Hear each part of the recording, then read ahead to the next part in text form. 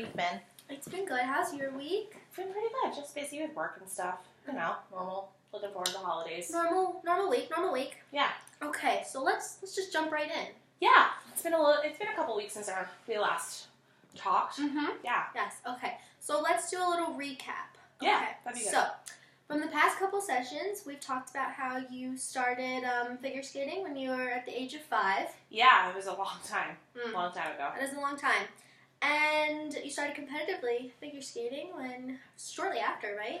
Yeah, it was really soon. I was probably like 6 or 7 when I did my first competition, and then it was just kind of like go with that until I would say I stopped competing like when I finished high school, but then, you know, I kept training a little bit through college and tried to like kind of I was just trying to figure out like whether I wanted to continue competing or just go along with school, and it was you know, it was kind of like a hard decision to make because it's such a big chunk of your life. It's what?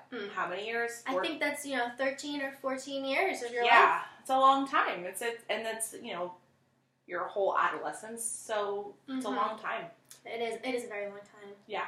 So, and you're in today because you feel that, the sport that you once fell in love with has left you with some body image problems. Yeah, skating is a beautiful sport, and I love it still. Like, I love watching it. I still love skating. It's just that it's, like gymnastics or other sports where your body has to just be a certain way. You're in form-fitting costumes. It's not like football where you're putting on a bunch of pads and like no one can really see what's going on underneath. It's all out in the open. It's spandex and tights. Yeah. So, it was just, it was always just, you were always just hyper aware, like, even me seeing other girls. Yeah, so, it must have been really difficult for you, as an adolescent, always having people tell you what you need to do and what you need to look like. I once read an article that said, I think 85% of figure skaters have some sort of eating disorder. Yeah, it was really hard.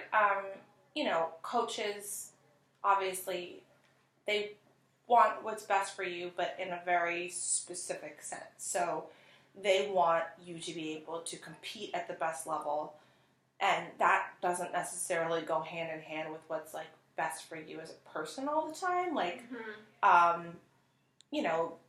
they were very, very hard on me because they want you to do well. It's not coming from a place of, it's not malicious. It's just the reality of the sport, I guess. Especially then, like, I feel like now people talk about it more. Like, Gracie Gold very publicly had an eating disorder. Ashley Wagner's talked about how, like, her post-competitive life has gone with, like, how your body changes after you stop training so much. And, like, but, when I was transitioning, like, out of competitive life, nobody really, like, talked about that. And the reality is that, you're training 8 hours, 7 hours, 8 hours a day for, however many years. And then when you stop doing that, your body just goes through changes that other people, it happened quicker to or more naturally to. So, like, it was just difficult to go from, like, my metabolism was obviously so high because you're training so much and you're working so much. And then to, like, transition into, like, how to eat right, because it wasn't like I could just, like, eat a pint of ice cream and it'd be fine because I was burning 1 million calories a day. Like, that, and especially, like, dealing with that, like, also while starting college, which was, like, a whole nother level of stress on top of that, was just difficult. It was really difficult to deal with. And, like, even, like, having, like, male coaches comment on, like, your body was something that I had to deal with. Like, I don't think that, obviously now with, like, the Me Too movement and everything like that, the things that they said to me then wouldn't fly now, but they certainly said it then. Yeah. Which was hard. It was hard to hear. They would say things to my mom, and it was just terrible. And everybody's body is different, so, you shouldn't feel ashamed about your body versus, another girl's body. Yeah, for sure. And I'm working on that, but, like, I still hear that voice in my head that, like, I even remember, like, my coaches being like, oh, like, Kathy is, she's so great and she's so thin. and it's like, you know, I don't know that they were like trying to like, I don't know if they were like trying to make a comparison, but in my head I was like, am I not thin enough? Should I be as thin as Kathy? Like, should my legs look as nice as Kathy? Like, you know, you're 14, 15 years old. And now like you're debating whether or not you should put cheese on your salad because like. It seems like a very unhealthy situation. Yeah, it took me a long time to realize that it was unhealthy too because it just seemed normal at the time. I didn't know that was bad until I realized now that like I just have unhealthy habits about eating and you know, fitting into clothes and like wanting like making sure that like I'm a certain size all the time, and I just want to work on being kinder to myself. That's a great thing to work on. Yeah. So what we're going to do here today is I'm going to ask you a couple questions, if that's okay. Yeah, that works. Okay, so the first one that I want you to answer, you know, be honest with yourself. You know, if your body could talk right now, what do you think it would tell you?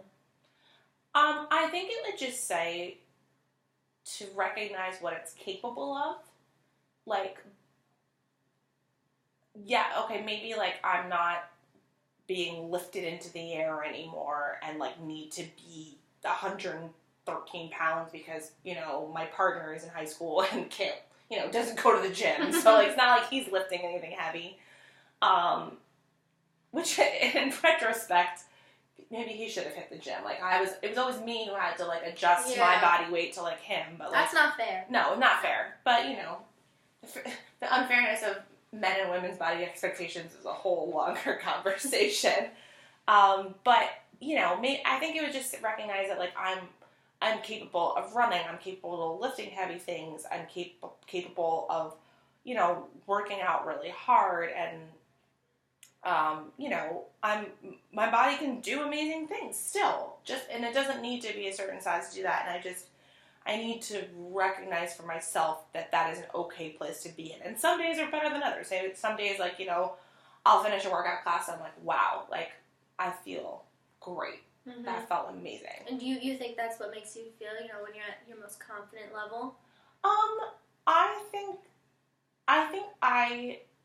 think because I was an athlete for so long, like, my body feels better when I feel most comfortable in my body when I'm working, not just when I'm working out, but like when I have a workout routine and I'm working out consistently. Like, I think for me, it brings back the routine of skating, which is like the discipline of getting up in the morning and going to the rink in the morning before school, and like, that, I think that's just how I function better. One of the things I definitely struggled with when I was in college was, you know, going from a very disciplined environment, like in the morning at the rink, school, after school, rink, gym, homework, repeat.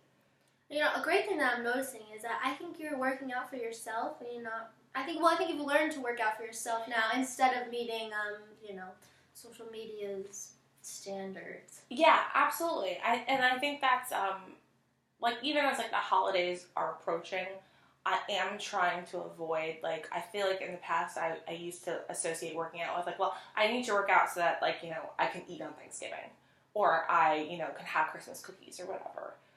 I think I'm trying, emphasis on trying to be more conscious of, no, I'm working out because that's what makes me feel good, and I like the endorphin rush, and I like the physicality of it. I like being reminded that my body is strong, as opposed to associating it with food and being like, well, I need to do this so I can have turkey and gravy and whatever. Like, no, I can still have those things. I can have those things because I enjoy them and because I want to, and the working out is separate.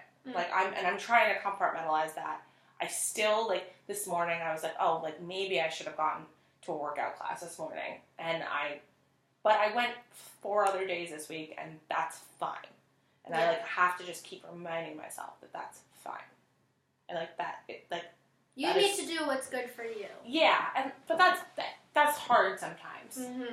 Because I've definitely also fallen into situations before where I've gone overboard, where I'm like, oh, I'll do CrossFit today and this tomorrow, and then I'm dead for a week because I can't move my legs, like, or like do normal things. So just making sure that I'm keeping myself in balance is it's still a struggle. It really is. Well, it's awesome that you have found something that, you know, makes you feel really confident, because working out is all around, you know, great for you. It helps boost your self-esteem. You know, it's really good for your body. It shapes and tones, so you're still getting that, you know, nice body that you want, but without having to feel so pressured all the time. Yeah, definitely. Yeah. Well, I think we're done, but I do have a little homework assignment for you, if that's okay. Okay. Okay, so my idea for you, are you comfortable with the idea of journaling? I'm not great at it, but I will take on the challenge. We're gonna try it. Okay. So, I would like you to write down, you know, for like 2 weeks or until we see each other the next time. Write down one thing that you celebrated about your body for that day. And then, you know, this will be good because, you know, when our sessions stop, you will have this big notebook filled with things that you love about yourself. So if you're ever, you know, feeling down and you need a little pick-me-up, you can just open this notebook and you will have all the information that you need right there in front of you. Okay, great. I will definitely work on that. Great! Great. See you next time. Okay, bye.